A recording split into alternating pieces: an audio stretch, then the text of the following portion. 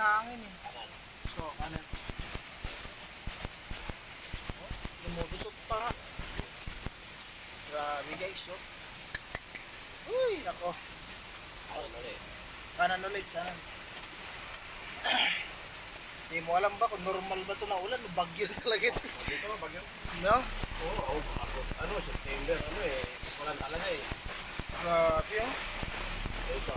Ang pangit pa nito. Ang pangit pa kasi nito, may hangin pa. Okay lang sana kung ulan, di ba? May dalang hangin eh. Oo, may dala kasi ng hangin eh. Problema, ang ano din kasi dito, yung hangin niya medyo malakas. Okay lang sana kung yung ulan lang, normal, kahit gano'ng kalakas. Problema kasi pag may kasama talagang hangin.